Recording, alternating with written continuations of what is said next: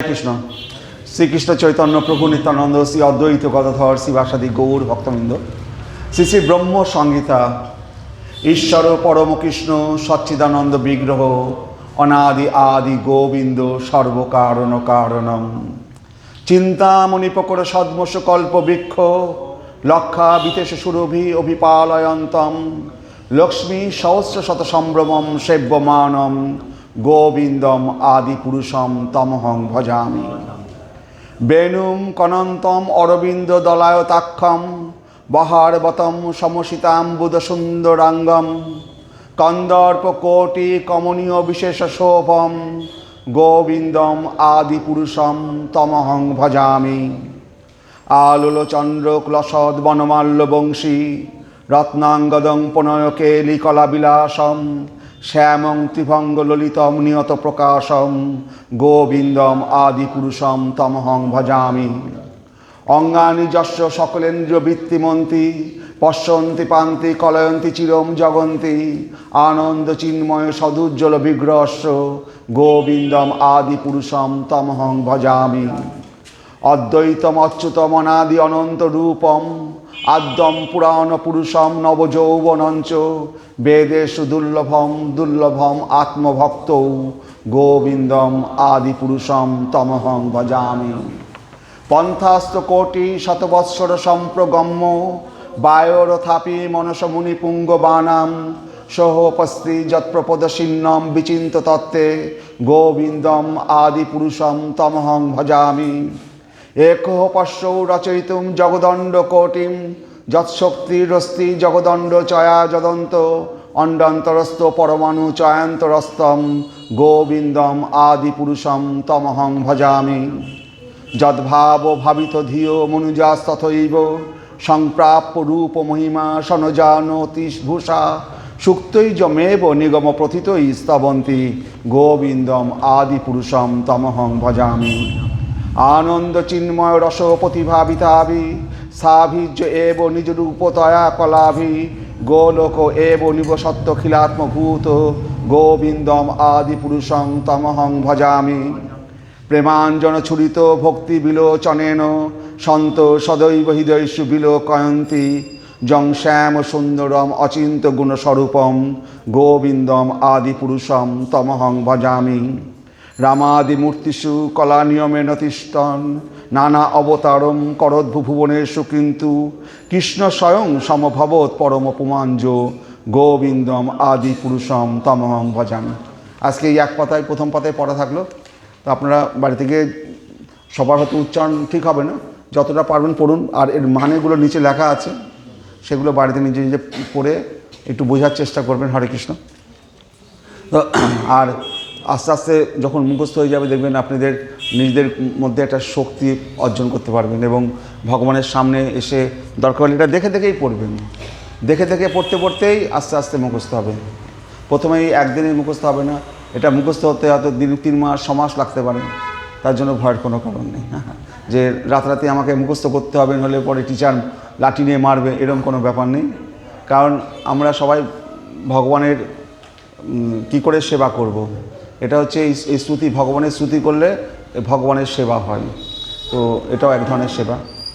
হরে কৃষ্ণ।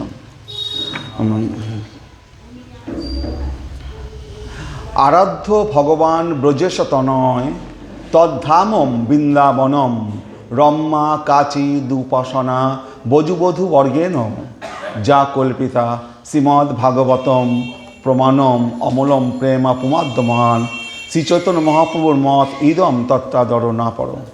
হচ্ছে আরাধ্য ভগবান ব্রজেশ তনয়, আমাদের আরাধ্য ভগবানকে ব্রজেন্দ্রনন্দন শ্রীকৃষ্ণ ব্রজেশ তনয়। আমরা কিন্তু আর তার কি, তার ধাম কি, তদ্ধামম বৃন্দাবনম, তার ধাম কি বৃন্দাবন। তো আমরা এখানে ব্রজেন্দ্রনন্দন শ্রীকৃষ্ণ হচ্ছে আমাদের আরাধ্য দেবতা। আমাদের মথুরা শ্রীকৃষ্ণ, দ্বারকা শ্রীকৃষ্ণ আমাদের আরাধ্য দেবতা নয়। হ্যাঁ, আমাদের আরাধ্য দেবতা ব্রজেন্দ্রনন্দন শ্রীকৃষ্ণ। বলছে আরাধ্য ভগবান ব্রজেশ তনয়, এটা কে বলেছে? চৈতন্য মহাপ্রভু বলে গেছে, এটা যে কেউ বলেনি। আরাধ্য ভগবান ব্রজেশ তনয়, তদ্ধামম বৃন্দাবনম, তার ধাম হচ্ছে বৃন্দাবন ধাম।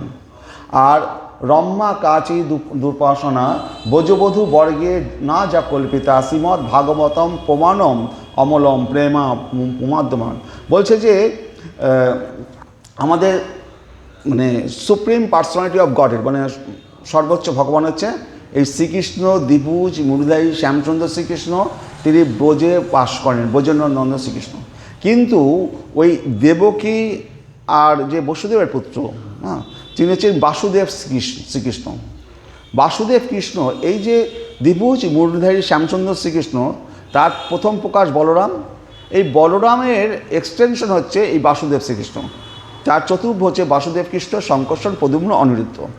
আমরা যদি বাসুদেব শ্রীকৃষ্ণ আমাদের আরাধ্য দেবতা নয়, আমাদের আরাধ্য দেবতা দ্বিভুজ মুরলীধারী শ্যামসুন্দর ব্রজেন্দ্র, তাহলে বাসুদেব শ্রীকৃষ্ণকে কি আমরা অসম্মান করব? না, তার সাথে এর কোনো পার্থক্য নেই। কিন্তু ধাম অনুযায়ী ব্রজেন্দ্রনন্দন শ্রীকৃষ্ণ যতটা আমাদের সুলভ, তাকে পেতে আমাদের যতটা সুলভ, তিনি বৃন্দাবনের মাঠে মাঠে খালি পায়ে গরু চড়িয়ে বেড়াচ্ছেন, রাখাল বালক, তাকে আমরা যখন তখন আমরা পেতে পারবো, আমরা সাধনার মাধ্যমে তাকে যখন তখন পেতে পারবো। কিন্তু ওই দাপুরের শ্রীকৃষ্ণ বা মথুরার শ্রীকৃষ্ণ যে রাজবেশ, ক্ষত্রিয় রাজবেশ, তার সাথে হাতি ঘোড়া সৈন্য সামন্ত, তাকে পেতে গেলে পরে আমাদের সেই রাজবাড়ির সিংহাসনের বাইরে দাঁড়িয়ে থাকতে হবে, কখন তিনি কৃপা করে দর্শন করবেন। কিন্তু ব্রজেন্দ্রনন্দনকে পেতে গেলে পরে আমাদের সেই অসুবিধা নেই। তাই বলছে তদ্ধামম বৃন্দাবন, আমরা সেই শ্রীকৃষ্ণকে ভজনা করছি। বলছে আরাধ্য ভগবান ব্রজেশ্বতন, আমাদের আরাধ্য ভগবান হবে ব্রজেন্দ্রনন্দন এবং তার ধাম হবে বৃন্দাবন। এবং আর এই বৃন্দাবন ছেড়ে তিনি কোথাও যান না। রমা কাচি দুর্পাসনা ব্রজবধূ বর্গেন যা কল্পিতা।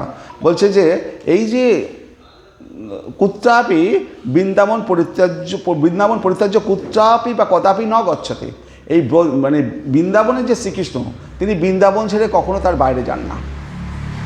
এই যে দ্বিভুজ মুরলীধারী শ্যামসুন্দর শ্রীকৃষ্ণ, আমরা দেখলাম যে বৃন্দাবনের শ্রীকৃষ্ণ তিনি অক্রূর আসলো কংসকে বধ করার জন্য তিনি চলে যাচ্ছেন, আর গোপীরা সবাই কান্নাকাটি করছে। কিন্তু বৃন্দাবনের শ্রীকৃষ্ণ বৃন্দাবনেই রয়ে গেলেন, তিনি কখনো বৃন্দাবন ছেড়ে যাননি, কিন্তু তিনি অদৃশ্যভাবে তিনি রয়ে গেলেন। আর যে আমাদের দেবকীর পুত্র বসুদেব শ্রীকৃষ্ণ, তিনি গেলেন কংসবধ করতে, বাসুদেব শ্রীকৃষ্ণ। তো বৃন্দাবনের শ্রীকৃষ্ণ তিনি কদাপি ন জগতে, মানে বৃন্দাবন পরিত্যাজ্য কুত্র কদাপি ন গচ্ছতি। রম্য কোচি দুর্পাসনা ব্রজবধূ বর্গে ন যা কল্পিতা।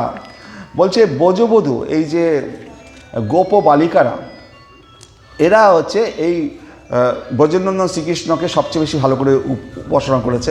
এবং ব্রজবধূরা যেভাবে ভগবান শ্রীকৃষ্ণকে লাভ করার জন্য প্রেম করেছে, সেটাই হচ্ছে আমাদের উপাসনার মাধ্যম। ব্রজবধূরা, গোপীরা যেভাবে ভগবানকে ভালোবেসেছে, এবং সেই মাধ্যমটাই আমাদের উপাসনার মাধ্যম। আমরা কিভাবে ভগবানকে ভালোবাসবো? গোপীরা যেভাবে শ্রীকৃষ্ণকে ভালোবেসেছে। আর এটা কোথায় লেখা আছে? শ্রীমদ্ ভাগবতম প্রমাণম অমলম, এই অমল পুরাণ শ্রীমদ্ ভাগবতের এটা নির্দেশ। এই যে কথাবার্তাগুলো, যে আমরা যে গোপীরা যেভাবে ভগবানকে ভালোবেসেছে, আমরা সেইভাবে যে ভালোবাসবো, প্রেমা পুমার্থ মহান, এই যে কথাটা, এই যে প্রেম, আমরা গোপীরা যেভাবে শ্রীকৃষ্ণকে ভালোবেসেছে, আমাদের শ্রীকৃষ্ণের প্রতি ভালোবাসাটা সেই গোপীদের মতো হওয়া উচিত। এবং চৈতন্য মহাপ্রভুর এটা নির্দেশ, এবং বলছেন যে তত্ত্বাদর, এটা ছাড়া অন্য কোনো পথ নেই। আর এই যে বৃন্দাবনে কী হচ্ছে, বৃন্দাবনে আমরা 5টা রসে আমরা ভগবানকে পেতে পারি। কিন্তু যদি আমরা বৈকুণ্ঠে যাই, বৈকুণ্ঠে সেখানে দাস্য ভাব আছে আর শান্ত ভাব আছে। এই দাস্য আর শান্তভাবে ভগবানকে সেবা করা যায়। দাস্যভাবে মা লক্ষ্মী দেবী, সেখানে যদিও স্বয়ং লক্ষ্মী দেবী, কিন্তু সেবা করছে ভগবানের পদ্মযুগলের, সেখানে সে দাস্যভাবে সেবা করছে। আর শান্তভাব মনির্ভাব ঋষিরা, সেখানে সক্ষর ভাব নেই, বাৎসল্য ভাব নেই, মধুর ভাব নেই, বৈকুণ্ঠে মাতা পিতা নেই, সেখানে নন্দ মহারাজ যশোদা মা সেখানে নেই, সেখানে চতুর্ভুজ নারায়ণ সেখানে অবস্থিত বৈকুণ্ঠে। তার সেখানে দাস্য আর শান্ত ভাব রয়েছে। একমাত্র বৃন্দাবনে দাস্য, সখ্য, বাৎসল্য এবং মধুর ভাব, এই 5টা রসে আমরা ভগবানকে পেতে পারি। তো সেই কারণে আমাদের এই ব্রজেন্দ্রনন্দন, ব্রজস্ব তনয়, সেই হচ্ছে আমাদের আরাধ্য দেবতা। আমরা যখন পুজো করব, আমরা দ্বিভুজ মূলধারী শ্যামচন্দ্র শ্রীকৃষ্ণ এবং সঙ্গে রাধারানী থাকবে। রাধারানী ছাড়া শ্রীকৃষ্ণকে যদি পুজো করি, সেটা পূর্ণ শ্রীকৃষ্ণ নয়, তার শক্তি হচ্ছে রাধারানী, আল্লাদিনী শক্তি রাধারানী, এবং রাধারানী সহ যে শ্রীকৃষ্ণ, সেই শ্রীকৃষ্ণের আমরা পুজো করছি। বিগ্রহ কী আছে? পাশে রাধারানী আছে না? কিন্তু মহাপ্রভু আসার আগে আপনি দক্ষিণ ভারতে যত কৃষ্ণের মূর্তিগুলো আছেন, সেখানে কোথাও রাধারানীকে দেখতে পাবেন না। সেখানে শুধু শ্রীকৃষ্ণ বা বিষ্ণু সেখানে শায়িত আছেন, পাশে কোনো রাধারানী নেই। তো মহাপ্রভু আসার পরে আমরা এই রাধা তত্ত্ব, এই গৌড়ীয় বৈষ্ণবেরা আমরা সেটা পেয়েছি। এবং সবচেয়ে মহাপ্রভু আমাদের কাছে সবচেয়ে বড় জিনিস দিয়ে গেছে, যে মঞ্জুরিভাবে ভগবানের সেবা করা। তো আমরা ভগবান শ্রীকৃষ্ণের গোপী হতে চাই না, আমরা শ্রীকৃষ্ণের প্রেমিকা হব, তার পাশে গিয়ে বসবো, এটা আমাদের মহাপ্রভু আদেশ দেয়নি। আমাদের আদেশ দিয়েছে তার সেবা করার, শ্রীকৃষ্ণ অনেক সময় অনেক গোপীদেরকে লোভ দেখাবে, এই এসো তুমি আমার পাশে বসো, রাধারানী তো আসেনি, এখনও আমার পাশে বসো। তো এইরকম ললিতা বিশাখারা কখনো কখনো তারা কৃষ্ণের পাশে বসেন।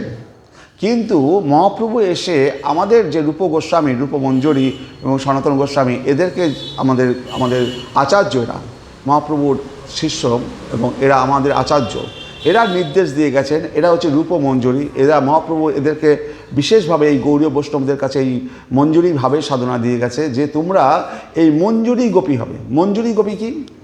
এই যে রাধারানী যে লতাটা যে কৃষ্ণকে বেষ্টন করে আছে, তো লতাটা কৃষ্ণর কাছে রস পাচ্ছে, কিন্তু রাধারানীকে দেখে বোঝা যাবে না সে রস পাচ্ছে, লতাটাকে থেকে বোঝা যাবে না। কিন্তু লতা থেকে যখন কুচি কুচি পাতাগুলো বেরোবে, সেই পাতাগুলো যখন সবুজ লক করে উঠবে, তখন বোঝা যাবে যে পাতাটা লতাটা কতটা রস পাচ্ছে। তো আমরা ওই মঞ্জুরি গোপী, আমরা সেই ছোট ছোট কুচি কুচি পাতা, রাধারানী সেই রস আস্বাদন করার অধিকারী একমাত্র রাধারানী। এবং রাধারানী রস আস্বাদন করার পরে আমরা রাধারানীর কাছ থেকে আমরা যেটা রস পাবো, সেই মঞ্জুরি, সেই গাছের লতার যে মঞ্জুরিগুলো, সেই মঞ্জুরি ভাবের গোপী হব আমরা। কারণ আমরা সরাসরি কৃষ্ণের পাশে বসবো না। কৃষ্ণ কখনো কখনো মঞ্জুরি গোপী হয়তো ফুল তুলছে, এই গোপী আয় তুই আমার পাশে এসে বস, তখন মঞ্জুরি গোপী কী করবে? কাঁদতে কাঁদতে ছুটবে রাধারানীর কাছে, বলছে যে হে রাধারানী, আমার কি কোনো অপরাধ হয়েছে? তোমার কৃষ্ণ আমাকে কিনা বলছে তোমার পাশে বসতে, এই রাধারানী তুমি আমায় বাঁচাও, তুমি আমাকে ক্ষমা করো। হ্যাঁ, মানে আমার নিশ্চয়ই কোনো অপরাধ হয়েছে, নাহলে কৃষ্ণ কেন আমায় বলবে তুই এসে আমার পাশে বস? দেখ, আমার পাশে বসলে পরে অনন্ত কোটি ঐশ্বর্য, সৌন্দর্য, অনন্ত কোটি লাভ পাওয়া যায়। কিন্তু মঞ্জুরি গোপীরা কখনোই কৃষ্ণের পাশে বসবে না, সে ছুটে যাবে রাধারানীর কাছে। কারণ কৃষ্ণকে এবং রাধা রানীকে সাজিয়ে কৃষ্ণের পাশে বসানোতেই তাদের বেশি আনন্দ। কারণ রাধা এবং কৃষ্ণের মিলন ঘটালেই ওই মঞ্জুরি গোপীগুলো তাদের এত সৌন্দর্য তাদের বিকশিত হয়। তো কৃষ্ণকে কাছে পেলে যতটা আনন্দ পায়, তার কোটি গুণ সুখ আস্বাদন করে যদি রাধা কৃষ্ণকে তারা মিলন করাতে পারে। তো রাধারানীর গালে যদি কৃষ্ণ চুম্বন করে, এই মঞ্জুরি গোপীদের গালে সেই চুম্বনের দাগ পড়ে যায়। তো সুতরাং এই মঞ্জুরি গোপীদের আলাদা করে কৃষ্ণের পাশে গিয়ে বসার দরকার পড়ে না। তারা যদি কোটি গুণ সুখ বেশি পায় রাধারানীকে সাজিয়ে, রাধাকৃষ্ণের মিলন ঘটিয়ে, তো সে কেন কৃষ্ণের পাশে বসবে? তো আর কি আছে, এই যে গোপীরা, এই যে বৃন্দাবনে যে কুঞ্জ, যে একটা কুঞ্জ আছে, কুঞ্জে আটটা পরীক্ষা আছে। তারপরে রাধা এবং শ্রীকৃষ্ণ তো তারা হচ্ছে নিকুঞ্জে তারা রয়েছে।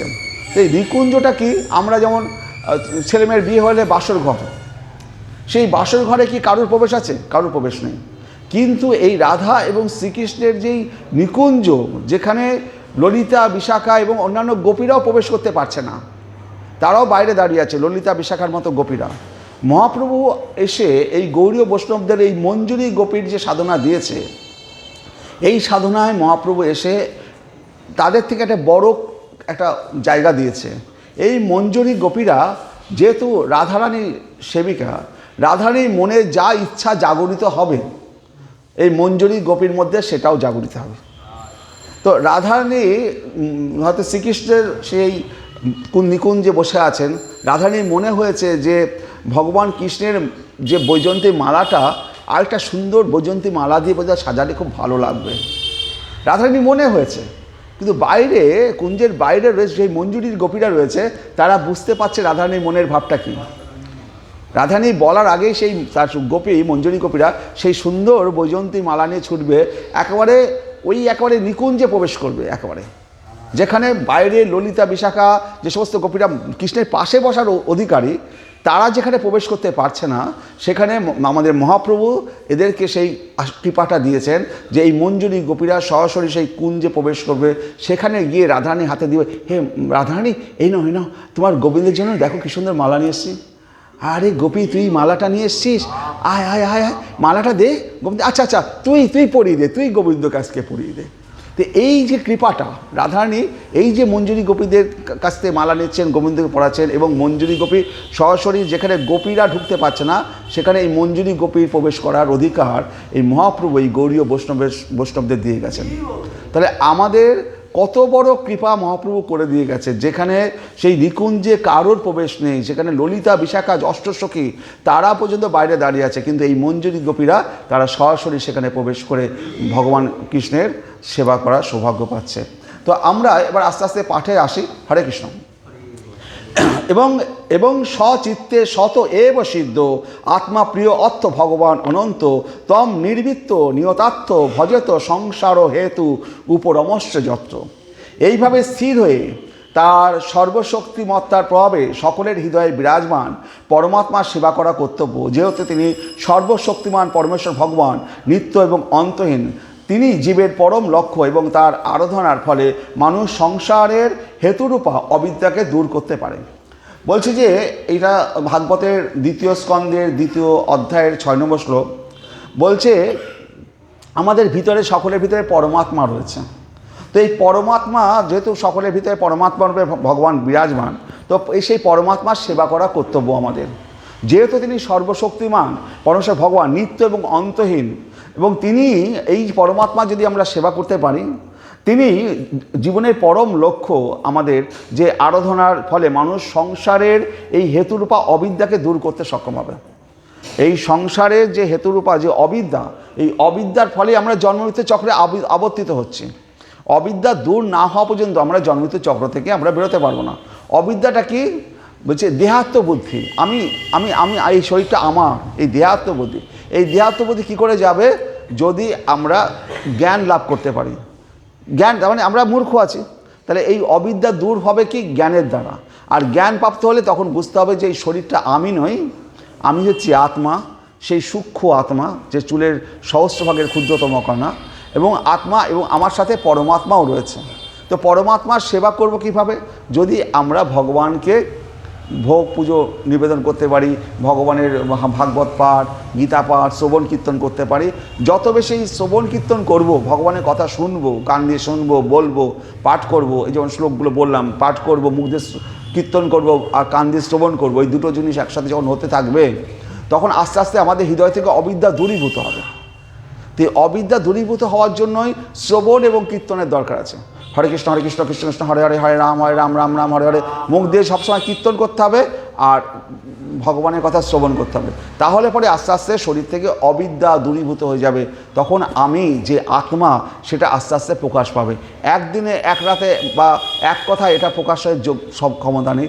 এটা বারবার শ্রবণ কীর্তনের ফলে আস্তে আস্তে অবিদ্যা দূরীভূত হবে। মহারাজ পরীক্ষিত, তার 7 দিন আয়ু, সে তো অভিশপ্ত হয়েছে, 7 দিনের মধ্যে তার মৃত্যু হবে। অতএব তার সংশয় ছিল যে যুগান্ত সাধনা করে মুনি ঋষিরা এই ভগবত ধামে যেতে পারেন, আমি 7 দিনের মধ্যে কি করে যাব? তখন সুখদেব গোস্বামী বললেন যে হে হে রাজা পরীক্ষিত, তোমার ভয়ের কোনো কারণ নেই, তোমার ভয়ের কোনো কারণ নেই। সুখদেব গোস্বামী, হে রাজন, আপনি ভাবছেন ভগবান দুরারাধ্য, ঠিকই ভগবান তাকে পাওয়া খুব মুশকিল, সে তো জ্ঞানী যারা, যারা যোগী, তারা যখন তপস্যা করে তাদের কাছে তাদেরকে ভগবান পাওয়া খুব কঠিন। কিন্তু যারা ভক্তের নিকট একেবারে তিনি সুলভ, ভক্তের কাছে তিনি তাকে পাওয়াটা কঠিন না। ভক্ত যদি ভগবানের কাছে আত্মনিবেদন করে, ভগবানের কাছে প্রণাম করছে, ভগবানের পুজো করছে, ভগবানের কাছে আসছে, ভাগবত কথা শ্রবণ করছে, হরে কৃষ্ণ নাম কীর্তন করছে, এই সমস্ত ভক্ত যারা আছে তাদের কাছে ভগবান হচ্ছে সুলভ। আর ভগবান তাদের কাছে খুব কঠিন। লক্ষ লক্ষ বছর ধরে তারা তপস্যা করছে, জন্মমৃত্যু চক্র ধরে তপস্যা করে যাচ্ছে। কাদের কাছে কঠিন? যারা জ্ঞানী, যারা কর্মী, যারা যোগী, তাদের কাছে ভগবান খুবই তার কাছে কঠিন। কারণ ভগবানের কৃপা না হলে পরে তারা ভগবত ধামে যেতে পারবে না। কারণ জ্ঞানীরা যদি তপস্যা করে তারা ব্রহ্মজ্যোতিতে বিলীন হবে, ভগবানের ব্রহ্মজ্যোতিতে, কিন্তু ভগবানের ধামে প্রবেশ করতে পারবে না। হ্যাঁ, যোগীরা বিভিন্ন রকম অষ্টাঙ্গ সিদ্ধি যোগ সাধনার দ্বারা কখনো একেবারে মশার মতো ছোট্ট হয়ে যাবে, কখনো বিরাট হবে, এই সমস্ত বিভিন্ন সাধনায় তারা সিদ্ধি লাভ করবে, কিন্তু ভগবত ধামে যেতে পারবে না যতক্ষণ না সে ভগবানের ভক্ত হচ্ছে। ভক্তি মার্গে যতক্ষণ না যাচ্ছে ততক্ষণ তাদের পক্ষে ভগবত ধামে যাওয়া সম্ভব না। তারা এই জন্মমৃত্যু চক্রে আবর্তিত হতে থাকবে। তাহলে বলছে এবং সচিত্তে শত এব সিদ্ধ আত্মপ্রিয় অর্থ ভগবান অনন্ত। যে শ্রী ভগবান সমগ্র জীবের চিত্তে শতসিদ্ধ পরমাত্মা রূপে বিরাজমান, তিনি সকলের প্রিয় এবং সত্যস্বরূপ। তাহলে ভগবান সমগ্র জীবের চিত্তে শতসিদ্ধ পরমাত্মা রূপে বিরাজমান। তো এই ভগবান যদি আমার অন্তরে না থাকে তাহলে আমিও থাকবো না। এই নিঃশ্বাস বন্ধ হয়ে যাবে, প্রশ্বাস বন্ধ হয়ে যাবে, তখন কি আর আমি থাকতে পারবো? তো তিনি আছেন বলেই আমি আছি। অথচ তিনি আছেন, তাকে আমরা কোনো সেবা দিচ্ছি না। তিনি কিসে সেবা পাবেন? তিনি ভগবান, এই যে আপনার শ্রবণ করছেন, তার খাদ্য কি? এই ভগবানের গুণলীলা কীর্তন শ্রবণ করা। তার তো কিছু খাবার দেওয়া চাই। এই যে ভগবানের কথা কর্ণ দিয়ে যে পিবত পান করছেন, এই শ্রবণ করছেন, ভগবানের কথা পাঠ করছেন, শুনছেন, এইটা তার খাবার, এই পরমাত্মার খাবার। পরমাত্মা তাতে খুশি প্রাপ্ত হবে। আর পরমাত্মা যদি খুশি হয় তাহলে আমার আনন্দ আসবে। আপনি অনেক রসগোল্লা খেতে পারেন, রসগোল্লা হয়তো 5টা 10টা খাওয়ার পরে আর মুখ মেরে যাবার খেতে পারবেন না। কিন্তু এই আত্মা সুপ্রসন্ন হবে কিসে? যদি আত্মার যিনি আত্মা যাতে সুপ্রসন্ন হয় ভগবত কথা শ্রবণ করলে পরে, তার ফলশ্রুতি আমরা এই পরমাত্মাকে খুশি করতে পারবো। তাহলে অনাত্ম বস্তুর ন্যায় তিনি মিথ্যা নন। এই পরমাত্মা যিনি, তিনি অনাত্ম বস্তুর ন্যায় তিনি মিথ্যা নন। তিনি ভক্তবৎসল, কারুণ্যাদি অনন্ত কল্যাণ গুণ সমন্বিত, সর্বত্রই তার সত্তা ছড়িয়ে আছে। তিনি নিশ্চল স্বরূপ, তার স্বরূপ শক্তির ভিত্তিমূর্তি, তিনি নিশ্চলা এবং তিনি শত সিদ্ধ মধুরা। হরে কৃষ্ণ। তাহলে ভগবানের যারা উপাসনা করছে, শ্রবণ কীর্তন ভজন এই সমস্ত করছে, তো সুখদেব গোস্বামী বলছে, হে রাজন, আপনি মনে করছেন ভগবান খুব কঠিন। আমি বলছি যে সমগ্র বিশ্বজীবকে ভক্তরূপে যেমন পাওয়ার জন্য, ভক্তরূপে সমস্ত জীবকে পাওয়ার জন্য ভগবানেরও একটা সাধনা আছে। আমরা যেমন সাধনা করছি ভগবানকে পাওয়ার জন্য, ভগবানও চায় এই যে জীব যারা জন্মমৃত্যু চক্রে আবর্তিত হচ্ছে, কি করে তারা আমার কাছে আসবে। ভগবানও চায় যে তারা আমার কাছে ফিরে আসো। তার সন্তান তো আমরা। তো যেমন আপনার যদি সন্তান হয়, আপনি কি চান? ছেলেটা বড় হোক, ভালো করে পড়াশোনা করুক, আর একটু বড় হোক, একটু বড় ডাক্তার ইঞ্জিনিয়ার হোক। ঠিক সেরকম ভগবানের যেহেতু সন্তান, তো ভগবান আমাদেরকে, আমরা যেমন ভগবানের কাছে যাওয়ার জন্য সাধনা করছি, ভগবানও চাইছে তারা যেন আমার কাছে ফিরে আসে। তো এর মধ্যে বলছে যে এই প্রশ্নে একটা হচ্ছে যে ভগবান 3 রূপে ভক্তকে নিজের কাছে পাওয়ার জন্য চেষ্টা করছে। ভগবান 3টে রূপে। একটা হচ্ছে এক শ্রেণীর ভক্ত আছে যারা ভগবানকে মানে, ভগবান আছে মানে, কিন্তু ভগবানের ভজনা করে না। ভগবান আছে মানছে, মন্দির থেকে যাওয়ার সময় রাস্তা দিয়ে একটু প্রণাম টুকে দিয়ে চলে গেল, ভগবান আছে মানছে, কিন্তু কখনো হরে কৃষ্ণ নামও করে না, কখনো মন্দিরে এসে কীর্তনে শোনে না। এরা হচ্ছে আপনার নদীতে যখন শোল মাছ আছে না, একসাথে হয়তো 200, 500, 1000খানা ডিম পেড়ে বাচ্চা ফুটেছে। তো শোল মাছ কী করবে? তো বাচ্চাগুলো রয়েছে, বাচ্চাগুলো একসাথে রয়েছে, যাতে ছোটো ছোটো বাচ্চাগুলোকে অন্য মাছ এসে না খায়। তো মা মাছটা ওই জলের তলায় মাঝখানে থাকবে ডুব দিয়ে, মাঝে মাঝে ফুস করে উপরে উঠবে। বাচ্চাগুলো দেখবে হ্যাঁ মা আছে, তো বাচ্চাগুলো স্বাধীন, হ্যাঁ যে ঠিক আছে মা আছে, মা আমাদের রক্ষা করছে। তাহলে এরা মা আছে জানে, কিন্তু মায়ের ভজনা করে না। এরা আছে মা আছে জানে, এই শোল মাছের বাচ্চাগুলো একসাথে দল বেঁধে রয়েছে, একসাথে ঝাঁক ধরে, কিন্তু বড় মাছটা যে মা মাছ সে জলের মধ্যে ডুব দিয়ে থাকছে, কখনো কখনো ফুস করে একবার মুখ তুলে নিঃশ্বাস নিয়ে আবার ডুব দিয়ে যাচ্ছে। তো এরা ভগবান আছে জানে, কিন্তু ভগবানের সাধনা করে না। আর একটা দল আছে যে দ্বিতীয় শ্রেণীর ভক্ত আছে, ভগবানকে মানেও না ভজনাও করে না। ভগবান আছে সেটা মানেও না ভজনাও করে না, কিন্তু ভগবান তো তার সন্তানকে এইভাবে ফেলে দিতে পারে না। কচ্ছপ জলের মধ্যে থাকে, কিন্তু যখন ডিম পাড়ে তখন জল থেকে উঠে এসে বালির মধ্যে সে ডিমটা পেড়ে থুয়ে যায়। তো বালির মধ্যে ডিমটা পেড়ে থুয়ে যায়, কচ্ছপ কিন্তু ডিমটাকে তা দেয় না। কচ্ছপ কী করে, ডিমটা বালির মধ্যে পোতানো রয়েছে, সে কচ্ছপ জলের মধ্যে এসে ওত পেতে বসে থাকে ধ্যান দিয়ে, ডিমটার দিকে লক্ষ্য তার, যে কবে ওই ডিম ফুটে বাচ্চা হবে, আস্তে আস্তে সে জলে আমার কাছে ফিরে আসবে। কারণ তারা ভগবানকে মানেও না আর জানেও না। হ্যাঁ, তো ভগবানকে দ্বিতীয় শ্রেণীর ভক্ত হচ্ছে ভগবানের মানেও না ভজনাও করে না, ভগবান মাকে ভজনাও করছে না মানেও না। তো সে মা কী করছে, সে নদী জলের মধ্যে বসে ওত পেতে বসে আছে, কবে আমার সন্তান আবার আমার কাছে ফিরে আসবে। দেখা যায় যে এই যে দূর থেকে মা কচ্ছপ যে দূর থেকে ধ্যান দিয়ে বসে আছে, যদি এই মা কচ্ছপকে মেরে ফেলা যায়, দেখা যাবে ওই ডিমগুলো নষ্ট হয়ে গেছে। তাহলে দূর থেকে একটা আকর্ষণী বিরাজ করে। এটা সত্যি কিনা আমি জানি না, তবে এটা একটা ঘটনা এর সম্বন্ধে বলা হয়েছে যে এই মা কচ্ছপকে যদি মেরে ফেলে, তাহলে সেই ওই ডিম থেকে ওই বাচ্চাগুলো আর হতে পারবে না। তাহলে যাই হোক, ভগবানের এমনই কৃপা যে ভগবান সন্তান জন্ম দিয়েছে, কিন্তু সে অপেক্ষা করে আছে কবে সন্তানেরা আবার আমার কাছে ফিরে আসবে।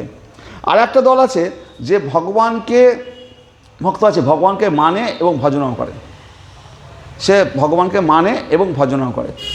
তারা হচ্ছে কারা, পাখির বাচ্চা। পাখির বাচ্চা মা বাসায় ফেলে দিয়ে উড়ে চলে গেছে, পাখির বাচ্চা কিন্তু চুপ করে বসে থাকবে, জানে যে মা খাবার নিয়ে আসবে, এসে তার মুখের মধ্যে গুজে দেবে। যেহেতু সে ভগবানকে মানে, মাকে মানে, সেই কারণে সে নিশ্চিন্ত মা তার জন্য খাবার এনে দেবে এবং মা তার জন্য খাবার এনে পাখির বাচ্চার মুখে গুজে দেয়। তাহলে ভগবানকে যেমন আমরা পাওয়ার জন্য চেষ্টা করছি, ভগবানও আমাদেরকে পাওয়ার জন্য চেষ্টা করছে, এবং আমরা যেমন ভগবান তার সাথে সেই রকমভাবে আচরণ করছে।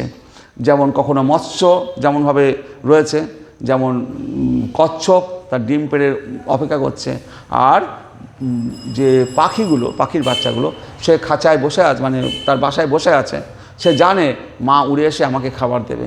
যেহেতু তার মায়ের প্রতি ধ্যান আছে, সবসময় ভাবছে যে কখন মা আসবে, কখন তার মুখে সে খাবার দেবে, তো মাও তাকে সন্তানকে ফেলবে না। তো ভগবানকে যে মানে, যে ভজনা করে, ভগবানও তার জন্য ঠিক তার মুখে খাবার এনে দেবে। হরে কৃষ্ণ। তাহলে বলছি যে যেমন গরুর কোনো অসুখ হয়েছে, বদ্যি এসে বলল যে ওকে ঘি খাওয়াতে হবে। তো আপনি শুনলেন যে বলেছে ঠিক আছে বদ্যি, তো কয়েকদিন বাদে বদ্যি এসে বল, কি আর গরুকে ঘি খাইয়েছেন? বলে ঘি খাওয়াবো কেন, ও তো ওর পেটেই তো দুধ আছে, তো ওর পেটের মধ্যে যখন দুধ আছে ওকে আর ঘি খাইয়ে লাভ কি? বলছে তা হবে না, অন্য কোনো গরুর থেকে দুধ দুইয়ে সেটা থেকে মাখন বের করে ঘি বের করে সেই ঘি যদি খাওয়ানো যায় তবে গরুর রোগ ভালো হবে। ওর পেটের মধ্যে দুধ আছে বলেই তার ঘি খাওয়াতে দরকার নেই, রোগ সেরে যাবে, এমন কিছু হতে পারে না। তাহলে ঠিক সেই রকম পরমাত্মা রূপে ভগবান আমাদের হৃদয়ের মধ্যে বিরাজ করছে। তো ভগবান বিরাজ করছে, সুতরাং আমার ভগবানকে ঘি খাওয়ানোর কী দরকার? আমার ভিতরে তো পরমাত্মাই আছে, আমার ভিতরে প্রত্যেক জীবের মধ্যে পরমাত্মা আছে, তাকে তো আর ঘিটি খাওয়ানোর দরকার নেই। কিন্তু পরমাত্মাকে যদি আমি শ্রবণ কীর্তন করি, তবে তো পরমাত্মা খুশি হবে, পরমাত্মা সুস্থ থাকবে, পরমাত্মা সুখী হবে, তাহলে আমি সুখী হব। তাহলে আমার ভিতরে প্রত্যেকের ভিতরে পরমাত্মা রয়েছে, কিন্তু সেই পরমাত্মাকে আমরা ঘি খাওয়াচ্ছি না। ভাবছি হৃদয়ে পরমাত্মা রয়েছে, তাকে আর খাইয়ে লাভ কি, আমি ভালো মন্দ খাই, তাহলে পরে তার হয়ে যাবে, তা হবে না। পরমাত্মার যেটা খাবার, শ্রবণ কীর্তন, ভজন স্মরণ, এইগুলো যেটা করা, মন্দিরে আসা, ভগবানকে দর্শন করা, তবে তিনি যদি সুস্থ থাকেন তবে আমি সুস্থ থাকবো। তাকে যদি সুস্থ না রাখি, তাহলে আমিও অশান্তিতে ঘুরে পড়ব। তাহলে সুতরাং ভক্তের ভগবানকে লাভ করার যত না প্রয়োজন আছে, ভগবানেরও জীবকে ভক্তরূপে লাভ করার প্রয়োজনীয়তা অনেক ব্যাপক, অনেক বেশি আছে। তাহলে গুরুরূপে ঘরে ঘরে দীক্ষা দেন সবাকারে, বৈষ্ণব রূপেতে দেন শিক্ষা। তো তো গুরুরূপে ভগবান এই যে গুরুরূপে আসেন, এসে দীক্ষা দেয়, আর ভগবান বৈষ্ণবদের পাঠায় তাদেরকে শিক্ষা দান করার জন্য। তো ভগবান যদি আমাদেরকে না পাঠাতো তাহলে আপনাদের সামনে বলতে পারতাম কী করে? ভগবান যদি আমাদেরকে বলতে না দিত তাহলে বলতে পারতাম না। কাজী নজরুল ইসলামের মতো অত বড় পণ্ডিত, সে বধির হয়ে গেল, তার মুখে কোনো কথা নেই, অত বড় কবি। হ্যাঁ, তো ভগবানের ইচ্ছা হলে পরে তিনি আমাদেরকে দিয়ে বলাবেন, তার ইচ্ছা না হলে পরে এক মুহূর্তের মধ্যে আমাকেও বোবা বানিয়ে দিতে পারেন। সুতরাং সমস্ত অহংকার আমাদের কারণ নেই, সমস্ত অহংকারের মালিক উনি। আমরা যদি ভাবি যে আমি বেশি জ্ঞানী, আমি বেশি তো আমরা উদাহরণ একবারে কাজী নজরুল ইসলাম, অত বড় পণ্ডিত, অত বড় কবি, বলবীর উন্নত মম শির, শির নেহারি আমারই নত শির, এরকম সব কবিতা যারা লিখতে পারে, সেই রকম একজন কবি শেষ বয়সে একেবারে নির্বাক, কোনো কথা নেই, বোবার মতো বসে আছে। কেউ খাওয়ালে খাচ্ছে, হা করে তাকিয়ে আছে, হ্যাঁ, তার কোনো নেই। তাহলে আমরা তো কোন ছাড়? তাহলে সমস্ত কিছু ভগবানই আমাদেরকে সমস্ত কিছু পরিচালনা করছে। তিনি কৃপা করে যদি বলায় তাহলে বলতে পারবো, তিনি কৃপা করে যদি শ্রবণ করায় তবেই আমরা শ্রবণ করতে পারবো। আমাদের কোনো ক্ষমতা নেই, অহংকারের কোনো জায়গা নেই যে আমি বেশি জ্ঞানী, আমি বেশি বড় বক্তা, আমি কিছু বেশি বলছি। সমস্ত কিছু তিনি কৃপা করছেন। শ্রী ভগবানের কৃপা, যে কৃপা, সে দুটি ধারায় চিন্ময় জগৎ থেকে এই বিশ্ব জগতে নেমে এসেছে। একটা হচ্ছে গুরু রূপে, আর একটা হচ্ছে বৈষ্ণব রূপে। ভগবানের করুণায় সাক্ষাৎ গুরু বৈষ্ণব রূপে অবতীর্ণ হয়ে আছেন। আরও একটি ধারা আছে, শাস্ত্ররূপে কহে জ্ঞান, অনাদি শাস্ত্র ভগবানের সেই মুখবাণী, সেই আধ্যাত্মিক জ্ঞান ভক্তি ভজনের শ্রীমদ্ ভাগবতের শাস্ত্রের দ্বারা তিনি দান করেছেন। তিনি যেমন গুরুরূপে দান করছেন, বৈষ্ণব রূপে দান করছেন, তেমনি শাস্ত্রাদি রূপে তিনি এই জ্ঞান উপর থেকে তিনি চিন্ময় ধাম থেকে এই ধামে আমাদের জন্য দিয়েছেন। কৃষ্ণে স্বধাম উপগতে ধর্ম জ্ঞান আধিবি সহ কলৌ নষ্ট দিশামেশ পুরাণ অর্ক অধুনা উদিত। বলছে কৃষ্ণে স্বধাম উপগতে, ভগবান শ্রীকৃষ্ণ দাপরে এসেছিলেন, তিনি যখন তার স্বধামে ফিরে গেলেন, স্বধামে উপগতে যখন ফিরে যাচ্ছেন, তখন এই যে শ্রীমদ্ ভাগবত কলৌ নষ্ট দিশামেশ, এই কলিকালে সমস্ত কিছুর ভয়ঙ্কর অবস্থা দেখে তিনি এই পুরাণ অর্ক, পুরাণ মানে অর্ক মানে কি? সূর্য। এই সূর্যের মতো এই যে শ্রীমদ্ ভাগবত, সেটা উদিত হয়েছে। ভগবানের শ্রীকৃষ্ণের বাঙ্ময় শরীর হচ্ছে শ্রীমদ্ ভাগবত। যে ভগবান শ্রীকৃষ্ণ যখন তিনি তার স্বধামে চলে গেলেন, তখন শ্রীমদ্ ভাগবত রূপে তিনি এই ধামে তিনি উপস্থিত আছেন। এই শ্রীমদ্ ভাগবত এটা প্রথম স্কন্ধ, এরকম 12টা স্কন্ধ আছে, এরকম 18টা বই মিলে শ্রীমদ্ ভাগবতের পুরোটা সেট, 18,000 শ্লোক শ্রীমদ্ ভাগবতের। এই শ্রীমদ্ ভাগবতমের প্রথম স্কন্ধ এবং দ্বিতীয় স্কন্ধ হচ্ছে ভগবানের দুটো পা, তৃতীয় এবং চতুর্থ স্কন্ধ ভগবানের উরু, এইভাবে ভগবানের পরপর পুরো শরীরটা হচ্ছে শ্রীমদ্ ভাগবত। দশম স্কন্ধ ভগবানের হাস্যজ্জ্বল এই মুখমণ্ডল হচ্ছে দশম স্কন্ধ। তো একাদশ স্কন্ধ কপাল, দ্বাদশ স্কন্ধ, এই পুরো শরীরটা এই শ্রীমদ্ ভাগবত, এই কলিকালে তিনি এই ভাগবতম রূপে আমাদের কাছে উপস্থিত হয়েছেন। হ্যাঁ, কারণ ভগবান থাকাকালীন যত না কৃপা পেয়েছি, তার থেকে অনেক বেশি কৃপা এই শ্রীমদ্ ভাগবতের মাধ্যমে ভগবান আমাদেরকে প্রদান করছেন। তাহলে শ্রীকৃষ্ণ যখন তার লীলা সংবরণ করে ধর্ম ও তত্ত্বজ্ঞান সহ নিজ ধামে গমন করলেন, তখন সূর্যের মতো উজ্জ্বল এই পুরাণের উদয় হয়েছে। কলিযুগের অন্ধকারে আচ্ছন্ন ভগবত দর্শনে অক্ষম মানুষেরা এই পুরাণ থেকে আলোক প্রাপ্ত হবে। ভক্তের যখন শিক্ষা হলো, তখন গুরুরূপে অন্তর্যামী রূপে শিক্ষায় আপনে, তখন গুরুরূপে অন্তর্যামী ভিতরে পরমাত্মা রূপে ভগবান তাকে শিক্ষা দান করেন। তেষাম সতত যুক্তানাম ভজতাম প্রীতিপূর্বকম দদামি বুদ্ধি যোগম তম যেন মাম উপজান্তিতে। বলছি, যারা ভক্তিযোগ দ্বারা প্রীতিপূর্বক আমার ভজনা করে নিত্য যুক্ত থাকে, প্রীতিপূর্বক আমার ভজনা করে নিত্য যুক্ত থাকে, প্রতিদিন ভগবানের সেবা পুজো করে নিত্য যুক্ত থাকে, বলছি আমি তাদের শুদ্ধ জ্ঞানজনিত বুদ্ধিযোগ দান করি। তাকে বুদ্ধি পাওয়ার জন্য ওই স্কুলে হেডমাস্টারের কাছে যাওয়ার দরকার নাই, ভগবান স্বয়ং তাকে বুদ্ধিযোগ প্রদান করবে। তাকে কখনো এই মন্দিরে কোথাও নিয়ে আসবে, কোনো গুরুর মাধ্যমে সে তাকে জ্ঞান দেবে। ভগবান কোনো গুরুর মাধ্যমে, বৈষ্ণবের মাধ্যমে তাকে যে বুদ্ধি দেওয়ারটা ভগবানই সেটা দেবে। নইলে পরে কী হবে, আপনি যখন হয়তো ভালো ভালো জ্ঞান দিচ্ছে, যে কথাগুলো শ্রবণ করা দরকার, আপনার তখন ঘুম পাচ্ছে, শুনতে পাচ্ছেন না। হ্যাঁ, হয়তো সেই সময় অন্য দিকে মনটা চলে গেছে, কী বললো শোনা গেল না। তো তিনি যদি বুদ্ধিযোগ প্রদান না করেন, সেই কথাটা কানের মধ্যে ঢুকবে না। হরে কৃষ্ণ। তো এই তাহলে তিনি বুদ্ধিযোগ প্রদান করছেন। আমার কাজ কি? আমি ভগবানের সেবা পুজো করব, আর রাত দিন হরে কৃষ্ণ করব এবং শ্রবণ কীর্তনের মাধ্যমে ভগবানের সাথে যুক্ত থাকব। তাই বলছি যে তেষাম সতত যুক্তানাম ভজতাম প্রীতিপূর্বকম, প্রীতির সাথে, মানে প্রীতির সাথে, মানে অহংকারের সাথে না, বা রাগের সাথে নয়, বলেছে বলে করছি, কী করে দরকার কী আছে, এরকম নয়, ভগবানের প্রীতির সাথে। লক্ষ্মীদেবী যখন ভগবানের পদ সেবা করছেন তখন কী হচ্ছে, খুব প্রীতির সাথে। হ্যাঁ, লক্ষ্মীম সহস্র শত সম্ভ্রমম সেব্য মানম, লক্ষ লক্ষ লক্ষ্মীদেবীরা ভগবান শ্রীকৃষ্ণের নারায়ণের পদসেবা করছে খুব সম্ভ্রমের সাথে। কারণ নারায়ণের পদযুগল, শ্রীকৃষ্ণের পদযুগল কীরকম, একেবারে মাখনের মতো নরম। মাখন যেমন নরম না, সেই রকম নরম, একটু চাপ দিলে মানে আঙুলগুলো বসে যাবে। তো আমি যদি একটু বেশি জোরে চাপ দিই, ভগবানের যদি একটু ব্যথা লাগে, খুব সম্ভ্রমের সাথে, খুব ধৈর্যের সাথে, যাতে ভগবানের কোনো ব্যথা না লাগে, খুব সম্ভ্রমের সাথে তারা সেবা করছে। আমরাও যে ভগবানকে যখন সেবা পুজো করব, খুব সম্ভ্রমের সাথে, সেবার সাথে, যে করতে হচ্ছে বলে করছি, হরে কৃষ্ণ, দরকার নেই যে করতে হচ্ছে বলে করছি এরকম নয়, বা আমার কোনো লাভ আছে এরকমভাবে করছি, ভগবানের করছি, ভগবান আমাকে কিন্তু গোলক বৃন্দাবনে যেতে থাকতে দিতে হবে, যেতে দিতে হবে, কিছু চাওয়ার দরকার নয়। তিনি তো অন্তর্যামী, তার কাছে কী চাইব? চাইলে অল্প হয়ে যাবে, আমি চাইলে অল্প হয়ে যাবে, কারণ আমার জ্ঞান তো সীমিত। আমি হয়তো চেয়ে বসবো একটা চকলেট দিন, চাইতে গেলে তো আমার তো অল্প হয়ে যাবে, যদি না চাই তো অনেক বেশি পাবো। তো গোপীরা কিছু চাইনি, ওই জন্য গোপীরা কিছু চাইনি। গোপীরা তখন যখন কিছু চায়নি, তখন ভগবান বলছে যে আমি যদি ব্রহ্মার আয়ুষ্কালও পাই, কিছু দরকার নেই, হরে কৃষ্ণ। ব্রহ্মা ভগবান বলছে গোপীদেরকে যে আমি যদি ব্রহ্মার আয়ুষ্কালও পাই, তোমাদের যে তোমরা আমাকে যে সেবা সাধনা করেছো, সেই সাধনার বিনিময়ে যে মূল্য, সেটা আমি দিতে পারবো না। ব্রহ্মার আয়ুষ্কাল পেলেও তোমরা আমার জন্য যে ভজনা করেছো, রাত্রিবেলায় আমার বংশী শুনে ঘর সংসার সব কিছু পরিত্যাগ করে ছুটে এসছো, গৃহ সংসার পরিত্যাগ করেছো, এইরকমভাবে পরিত্যাগ করে সেই যুগে আসতে 5000 বছর আগে রাত্রিবেলায় যদি ঘরের বউ বেরিয়ে যায়, সে জানে তারপরের দিন তাকে আর ঘরে তুলবে না বাড়ির লোক। সেটা জেনেও তারা রাত্রিবেলায় এক পরপুরুষ শ্রীকৃষ্ণের জন্য তারা ছুটেছে সেই বৃন্দাবনে, সেই বংশী বটের নিচে ভগবান শ্রীকৃষ্ণের সাথে মিলিত হওয়ার জন্য রাসলীলায়। তাহলে কত বড় তারা নিজেদেরকে উৎসর্গ করেছে কৃষ্ণের কাছে। তো কৃষ্ণ বলছে তার প্রতিদানে বলছে আমি যদি ব্রহ্মার আয়ুষ্কাল পাই। ব্রহ্মার আয়ুষ্কাল মানে কতদিন জানেন?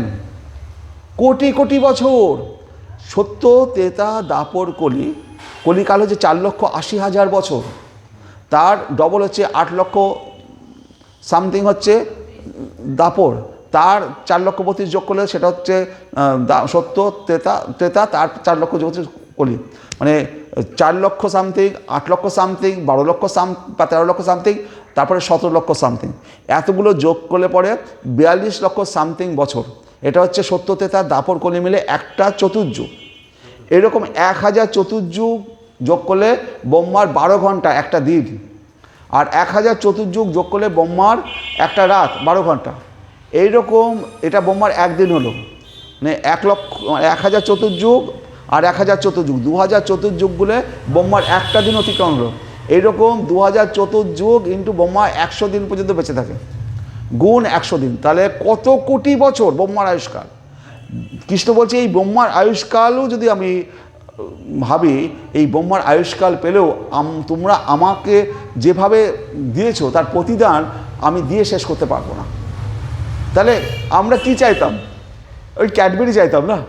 আর ভগবান কি বলছে যে ব্রহ্মার আয়ুষ্কালেও তোমরা যেভাবে আমাকে ডেকেছো, যেভাবে আমাকে তোমরা ভালোবেসেছো, যেভাবে তোমরা আমার সাধনা করেছো, ভজনা করেছো, তার প্রতিদানে আমি ব্রহ্মার আয়ুষ্কাল পেলেও তার প্রতিদান আমরা তোমাকে দিতে পারবো। তিনি সাক্ষাৎ সমস্ত জীবের প্রিয় এবং শতসিদ্ধ রূপে পরমাত্মা রূপে বিরাজিত আছেন এবং সমস্ত জীবের প্রিয়তার গতি তার দিকে। তো ভগবান, আমরা যখন পৃথিবীতে এসেছি, ভগবান কাউকে একা ছেড়ে দেননি, প্রত্যেকটি জীবের ভিতরে পরমাত্মা রূপে তিনি সঙ্গে রয়েছেন। আমার সঙ্গে যিনি রয়েছেন, মৃত্যুর পরেও আমার সঙ্গে যিনি থাকবেন, অথচ তার ভজনা করছি না আমরা। আমার মৃত্যুর সময়ও যিনি আমাকে হাত ধরে নিয়ে যাবেন সেই বিরজা নদী পার করে তার গোলক বৃন্দাবনে নিয়ে যাবেন, সেই রাখাল ছেলেটা, তার যদি আমরা সাধনা না করি তাহলে কবে করব? যিনি আমার সাথে সাথে রয়েছেন, আমার নিঃশ্বাস প্রশ্বাসের সাথে সাথে তিনি আমার সাথে সাথে, তিনি সমস্ত এই এই এই চলার পথে তিনি আমার সঙ্গী, সবসময় তিনি আমার সাথে রয়েছেন। অথচ তার সাধনা আমরা করছি না। তাহলে পরে আমরা কতটা মূঢ়, হ্যাঁ। তো সেটি এই মূঢ় বা এই অবিদ্যাজনিত জ্ঞান কি করলে দূর হবে? যতই আমরা ভাগবত কথা শ্রবণ কীর্তনের মাধ্যমে এই অবিদ্যা দূর হবে, তখন পরমাত্মাকে জানতে পারবো। যে পরমাত্মাকে যত জানতে পারবো, তত ভগবানের প্রতি আমাদের ভালোবাসা তত বৃদ্ধিপ্রাপ্ত হবে। ভাগবত বলছেন, আপনার প্রিয়তার গতি শ্রীমদ্ ভাগবতের দিকে ছুটছে, ধরতে পারছেন না এই প্রিয়তা। যে আমরা আমাদের যে প্রিয়তা সেটা এই ভগবানের দিকে ছুটছে, কিন্তু আমরা বুঝতে পারছি না। আপনার হৃদয়ের সদ্বৃত্তিগুলো চুরি করে নিয়ে হৃদয়টিকে শ্মশান ভূমিতে পরিণত করেছে।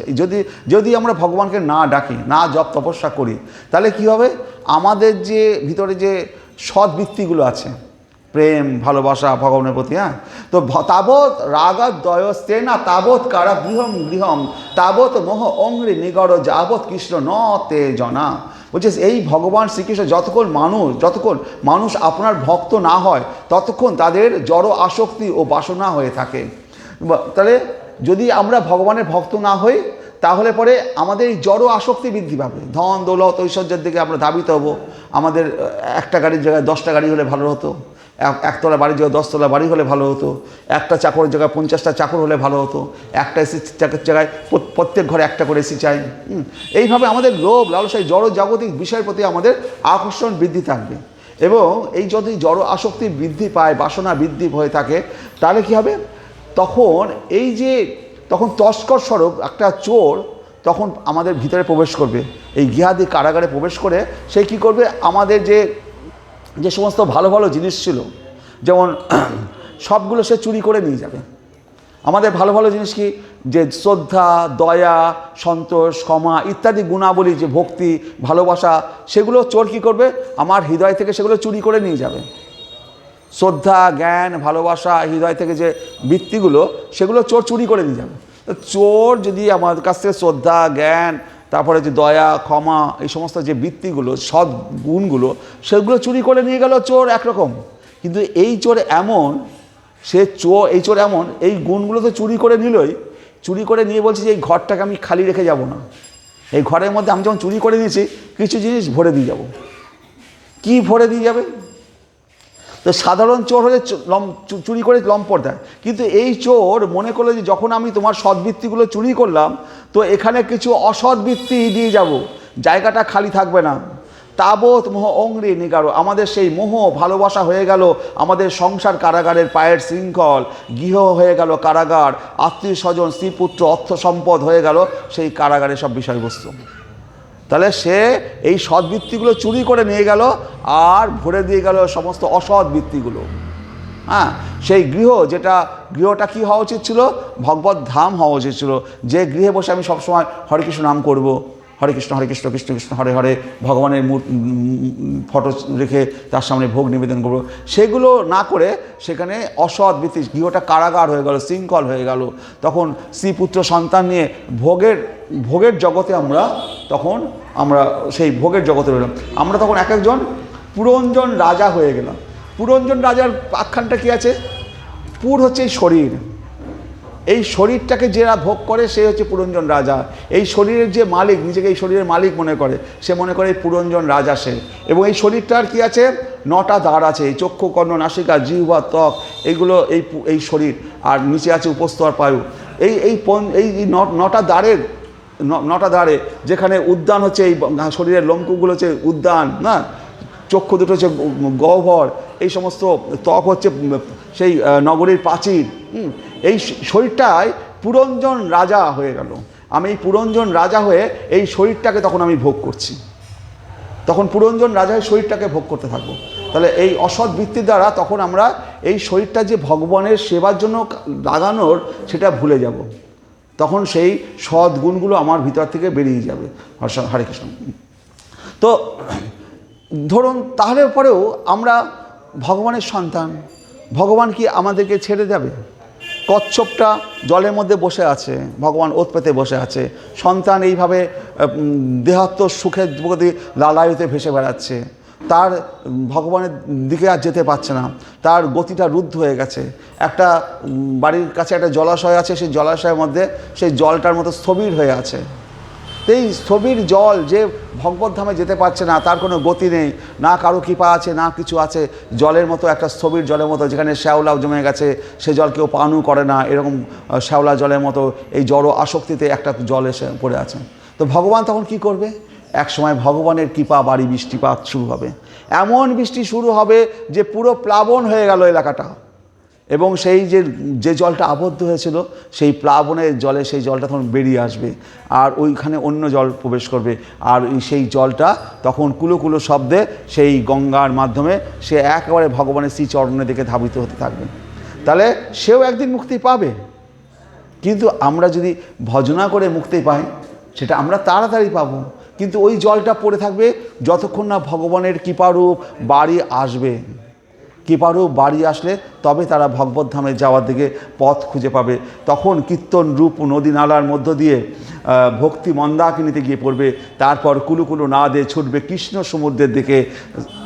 আর এটাকে শ্রী কপিল দেব বলছে, মদ গুণশ্রুতি মাত্রেন মই সর্বগুহাশয়ে মন গতি অবিচ্ছন্না যথা গঙ্গা অম্বুষ অম্বুধৌ লক্ষণম ভক্তি যোগস্ব নির্গুণস্ব হি উদাহৃতম অহিতুকি অব্যবহিতা যা ভক্তি পুরুষোত্তমে। বলছে পরমেশ্বর ভগবানের এই দিব্য নাম এবং গুণাবলী মদ গুণ শ্রুতি মাত্রেন, এ আমার কথা শ্রবণ এবং কীর্তন শোনা মাত্র, মদ গুণ শ্রুতি মাত্রেন মই সর্বগুহাশয়, পরমেশ্বর ভগবানের দিব্য নাম এবং গুণাবলী শ্রবণ করা মাত্রই সকলের হৃদয়ে নিবাসকারী ভগবানের প্রতি আত্মার যে অহৈতুকী এবং অবিচ্ছিন্ন আকর্ষণের উদয় হয়। তো আমরা ভগবান বলছে আমার যদি গুণকথা শ্রবণ করে কীর্তন করে, তাহলে মদ গুণ শ্রুতি মাত্রেন মই সর্বগুহাশয়, তাদের হৃদয়ের মধ্যে যে ভগবানের প্রতি আত্মার যে অহৈতুকী এবং অবিচ্ছিন্ন আকর্ষণের উদয় হয়, তাই হচ্ছে নির্গুণ ভক্তির লক্ষণ। এবং গঙ্গার জল যেমন সমুদ্রের দিকে ধাবিত হচ্ছে, গঙ্গার জল যেমন স্বাভাবিকভাবেই তাকে কি আটকায়, সে স্বাভাবিকভাবেই সে ধাবিত হচ্ছে, সমুদ্রের প্রতি প্রবাহিত হয়। এই প্রকার ভগবত ভক্তের স্বাভাবিক ভক্তিও ঠিক তেমনভাবে ভগবানের প্রতি প্রবাহিত হবে।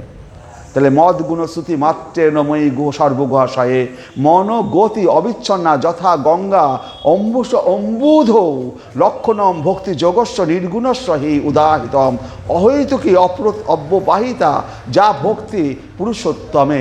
তাহলে অহৈতুকী, কোনো রকম কারণ ছাড়াই, কোনো রকম আমি ভগবানকে ভালোবাসি কোনো কারণ ছাড়া, আমার কোনো কারণ নেই, আমি ভগবানকে ভালোবাসি। অহৈতুকী অপ্রতিহতা, যাকে কোনো আটকানো যায় না, সেই গঙ্গা যেমন সমুদ্রের দিকে ধাবিত হচ্ছে, আমারও এই আত্মা জীবাত্মা পরমাত্মার সঙ্গে নিয়ে আমি সেই ভগবানের দিকে ধাবিত হব।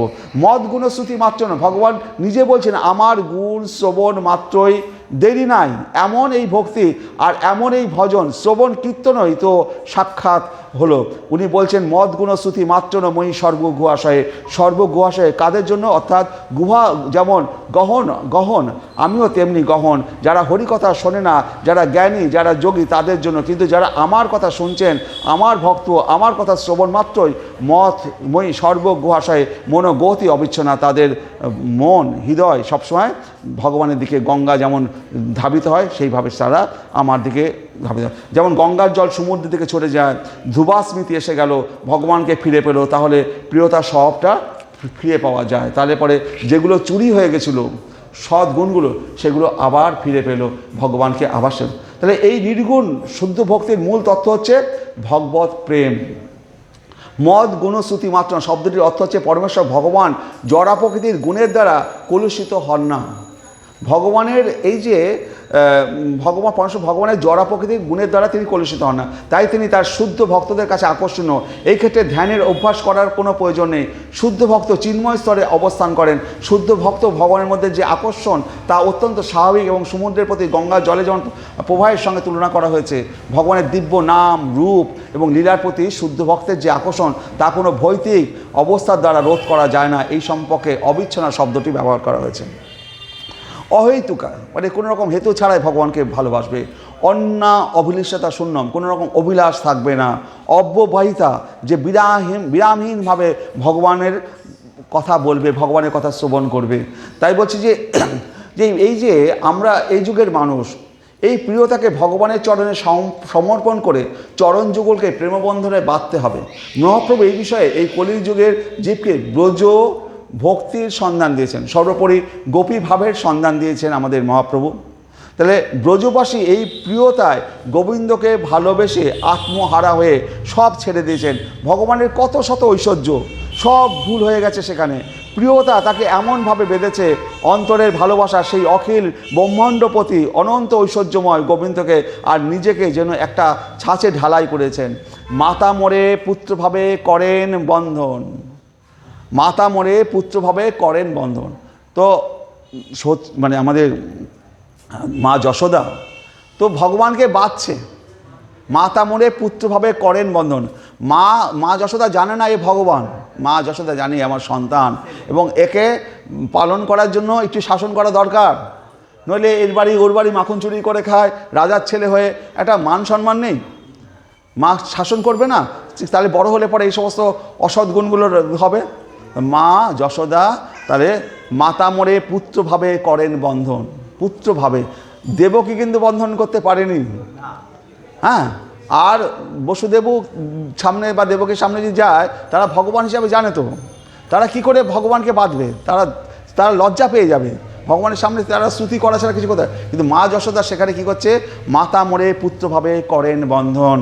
তাহলে অতিহীন জনে করে লালন পালন, অতিহীন জনে, যেমন 5টা ছেলে মানুষ হয় 5টা বাড়ির, অতিহীন জনে সেইভাবেই লালন পালন করছে। হাত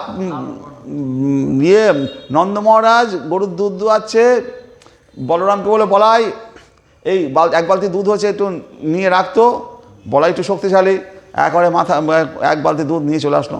এবার কৃষ্ণ বলছে, বাবা দাদাকে একটা কাজ দিলে আমাকে একটা কাজ দাও, আমি একটা কাজ করতে চাই। বলছে, তুই ছোট, তুই কী কাজ করবি, তোকে কিছু করতে হবে না। না বাবা, দাদাকে একটা কাজ দিয়েছো, আমাকে একটা কাজ দিতে হবে, কাজ দাও, আমাকে একটা দাও না, একটা ছোটো কাজ হলে দাও।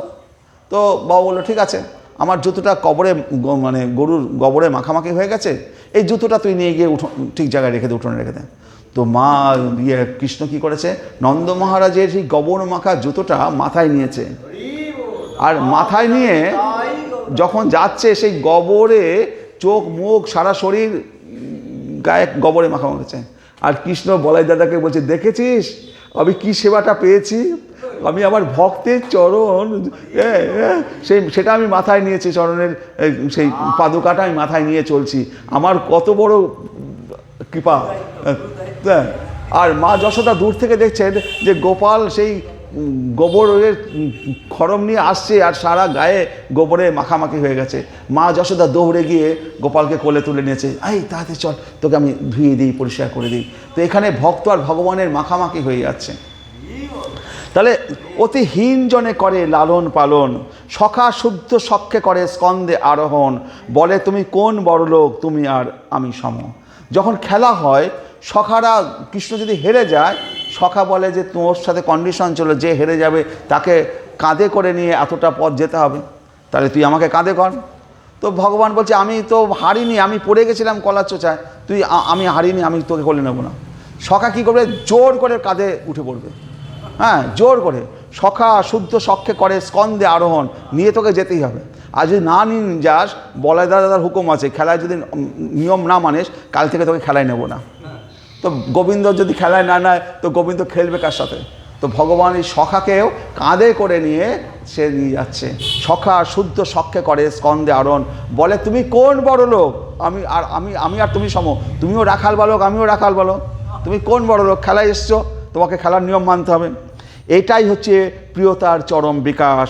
তুমি কোন বড়লোক, তুমি যা আমিও তা, তাই কাঁধে চড়ে কাঁধে চড়ায় করে কিরারণ, কৃষ্ণ সেবে কৃষ্ণ করায় আপন সেবন। কৃষ্ণ যেমন তার ভক্তদের সেবা করছে, আবার ভক্তদের সেবাও সে গ্রহণ করছে। এটা একমাত্র বৃন্দাবনেই সম্ভব, এটা না অযোধ্যায়, না দ্বারকায়, না মথুরা মণ্ডলে সম্ভব, এটা একমাত্র বৃন্দাবনেই সম্ভব। মহাপ্রভু আমাদের আরও উপরে নিয়ে গেলেন, সর্বোপরি সেই গোপীভাব, সর্বোপরি শ্রী রাধার পাদপদ্মে ফেলে দিয়ে তিনি রাধা দাস্য দান করলেন, এবং এই কলিকালের জীবকে মহাপ্রভু সেটা মহাদান। এই যে গোপীভাব, সেই গোপীভাবের চরম আদর্শ হচ্ছে মঞ্জুরি ভাবের সাধনা। এটা আমাদের নিজস্ব জিনিস, গৌড়ীয় বৈষ্ণবগণের, অথচ বর্তমানের অনেক গৌড়ীয় বৈষ্ণবেরা এ সম্বন্ধে অনেকে বলতে চায় না। তার কারণ হচ্ছে কি, এগুলো অনেক উচ্চমার্গের কথাবার্তাগুলো, সেইগুলো তারা এগুলো অনেক সময় এড়িয়ে যায় অনেক মহাপুরুষেরা। এই যে মঞ্জুরি ভাবের কথাটা বলছিলাম একটু আগে, তাহলে সুখদেব গোস্বামী বলছে ভগবান শব্দটি অর্থ ভজনীয় গুণস্ব। ভগবান শব্দটি অর্থ ভজনীয় গুণস্ব, অর্থাৎ ভগবান ভক্তবাৎসল্য কারণাদি ভজনীয় অনন্ত কল্যাণ গুণ সমন্বিত। আবার বলা হয় সৌন্দর্য। অ্যাকচুয়ালি ভগবান, যার মধ্যে ভগ রয়েছে, তিনি হচ্ছেন ভগবান। ভগ হচ্ছে সমগ্র যশ, সমগ্র বীর্য, সমগ্র বৈরাগ্য, সমগ্র জ্ঞান, সমগ্র শ্রী, হ্যাঁ, সমগ্র ঐশ্বর্য, এই 6টা গুণ যার মধ্যে রয়েছে তিনি হচ্ছেন ভগবান। তো আর কারোর মধ্যে কি আছে? কারোর মধ্যে কেউ একটু বড়লোক হয়েছে, তার কিন্তু মুখের কথা খুব বাজে, কিন্তু ভগবানের কী আছে? যেমনি তিনি সুন্দর দেখতে, তেমনি তার গুণের কোনো শেষ নেই। তিনি সমগ্র ঐশ্বর্যের মালিক, তার মতো জ্ঞানী কেউ নেই, তার মতো সমগ্র ঐশ্বর্য, সমগ্র বীর্য, তার মতো শক্তিশালী কেউ নেই। আর এত সে সুন্দর দেখতে যে তার এক কোণা সৌন্দর্য পুরো পৃথিবীকে ডুবিয়ে দেয়। তার সৌন্দর্যের পরিমাপ এক কোণা ডুবিয়ে দেয়। আর ভগবানের সৌন্দর্য কি? এই মুহূর্তে ভগবানের দিকে তাকিয়েছেন, একরকম সৌন্দর্য দেখছেন, পরের মুহূর্তে বলছে আরও সুন্দর লাগছে, আবারও সুন্দর লাগছে। প্রতি ক্ষণে ক্ষণে তার রূপ পরিবর্তন হচ্ছে, তার সৌন্দর্যের কোনো সীমা নেই। সেজন্য গোপীরা বলছে যে যে আমাদের মাত্র এই চোখের 2টো চোখ দিয়েছো, ব্রহ্মা যে সৃষ্টি করেছে আমাদের, কোটি কোটি চোখ নাই দিলে সবে দিলে 2, তাহাতে নিমেষ পরে কেমনে দেখিব মুই। আমাদের মাত্র 2টো চোখ দিয়েছো, যদি কোটি কোটি চোখ দিতে তবেই কৃষ্ণ সৌন্দর্য আমরা আস্বাদন করতে পারতাম। আবার এই 2টো চোখ দিয়েছে, 2টো চোখের পর নিমেষ পড়ে, এই নিমেষ পড়াতে আমাদের ভগবান কৃষ্ণকে দর্শন করতে খুব অসুবিধা হয়। তোমার সৃজন ক্ষমতা ভালো নয়। যদি আমাদের যদি ক্ষমতা থাকতো, আমরা যদি সৃজন করতাম, তাহলে আমাদের সকলকে কোটি চোখ দিতাম। এই গোবিন্দকে দর্শন করার জন্য কোটি চোখ চাই। এই 2টো চোখ দিয়ে ভগবানের কৃষ্ণ দর্শন করা অত সহজ নয়। ভগবানের করুণা বা কৃপা এটা ভগবানের একচেটিয়া সম্পত্তি। এটা এই জগতের 5টা তত্ত্ব, ভগবান, জীব, মায়া, কাল ও কর্ম। এই জগতে 5টা তত্ত্ব দ্বারা সৃষ্টি হচ্ছে। ভগবান আছে, জীব আছে, মায়া আছে, কাল আছে, কর্ম আছে। যদি আমরা মায়ের কাছে যাই, হে মায়া দেবী, তুমি আমার বন্ধন খুলে দাও, মায়ের জগতের বন্ধন খুলে দাও, তাহলে আমি ভগবত জানি দেবো। মায়াদেবী কী বলে? গীতায় পড়নি? দৈবী হেসা গুণময়ী মম মায়া দূরত্বয়া মামেব যে প্রপদ্যন্তে মায়া মেতাম তরন্তেতে। একমাত্র আমার চরণে শরণাগত হওয়া চাই, তবে মায়া ছাড়বে।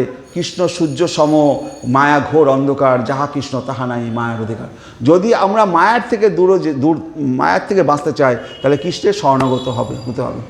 তাহলে মায়ার শরণাগত হই, তাহলে মায়ার থেকে আমরা দূরীভূত হতে পারবো না। তাহলে দৈবী হেসা গুণময়ী মম মায়া দূরত্বয়া মামে বজে প্রপদ্যন্তে মায়া মেতাম তরন্তেতে। বলছি যদি আমরা কালের কাছে যাই, কাল তো আমাদের আয়ু হরণ করছে। হে কাল, তুমি তো বিশ্বের সমস্ত পরিণাম অনয়ন করছো। কালস্তস্য চেষ্টা মাহ চেষ্টতে যেন বিশ্রম, কালস্তস্য চেষ্টা। বলছে যে যদি কালের কাছে প্রার্থনা করি যে হে কাল, কৃপা করে তুমি আমাদের আয়ু হরণ করো না, তখন কাল কি বলবে? বলবে যাও, ভাগবত পড়োনি, যাও মহতের কাছে যাও, ভাগবত শোনো।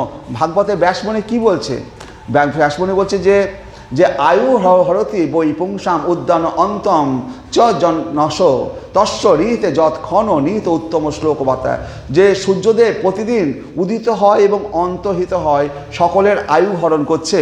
কিন্তু যারা সর্বমঙ্গলময় পরমেশ্বর ভগবানের কথা আলোচনা করেন, তাদের সময়ের সদ্ব্যবহার করেন এবং তাদের আয়ু কেবল হরণ করেন না। যারা ভগবানের শ্রবণ কীর্তন করবে, তাহলে কাল তার আয়ু হরণ করবে না।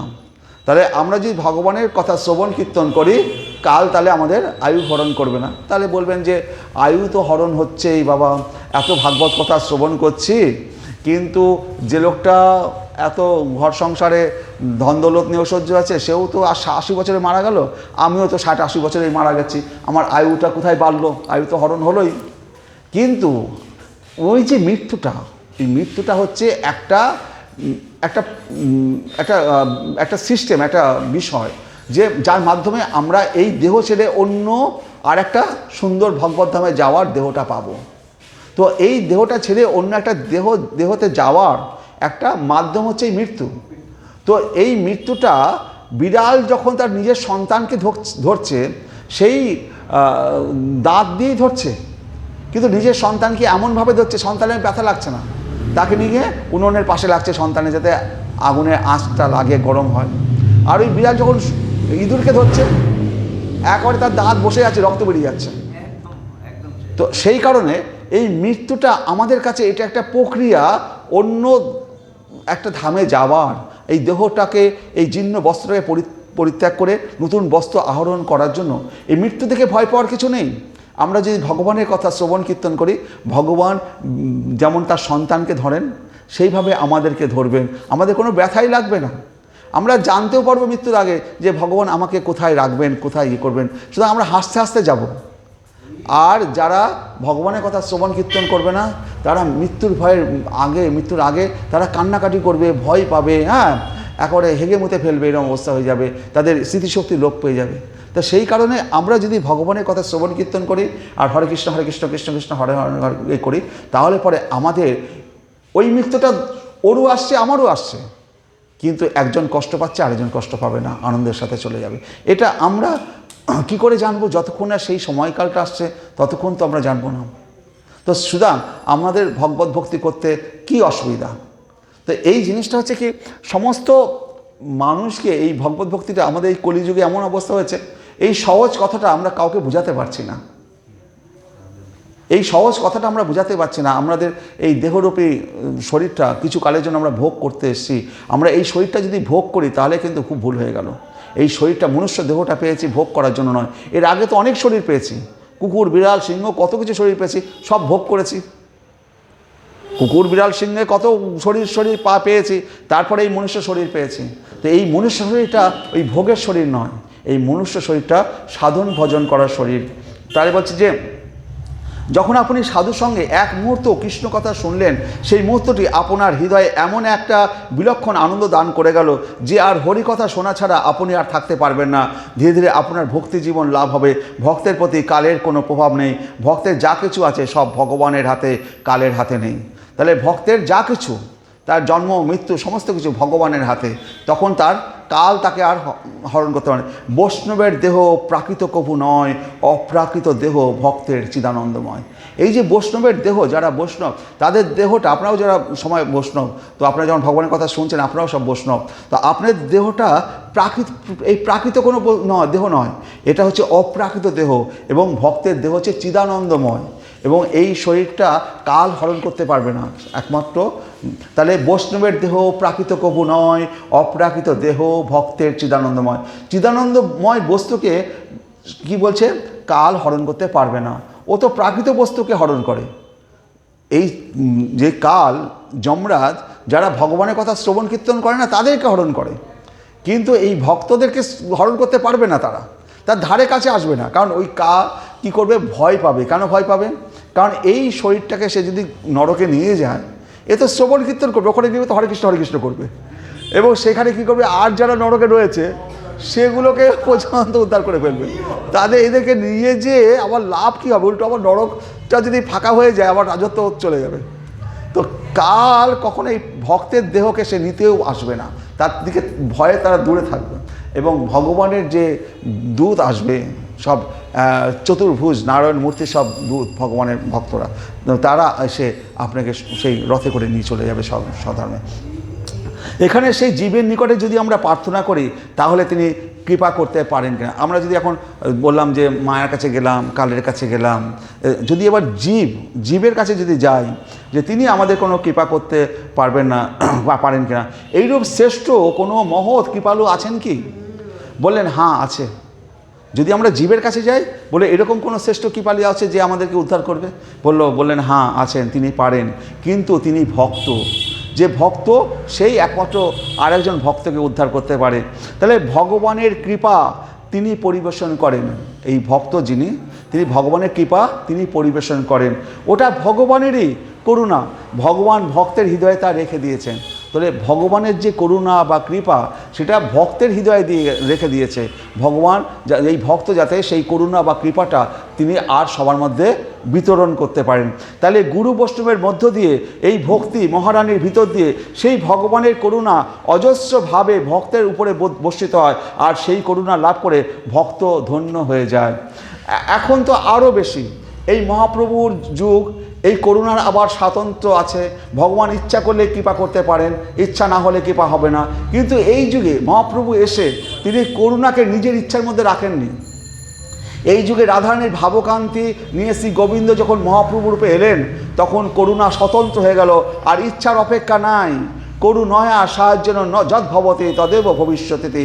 এবং এখন কৃপায় যা হবে তাই, কৃপা ছাড়া পথ নাই। সুতরাং ভগবান করুণানিধি এবং অপার ভক্তবৎসল, কেনা বলে কেনা করে ভক্তেরও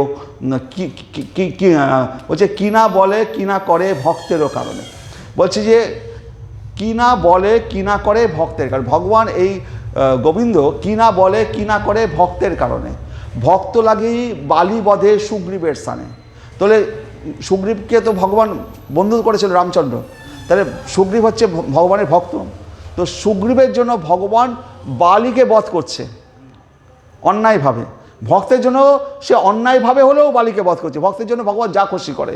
কিনা বলে কিনা করে ভক্তের কারণে, ভক্ত লাগে বালি বধে সুগ্রীবের স্থানে।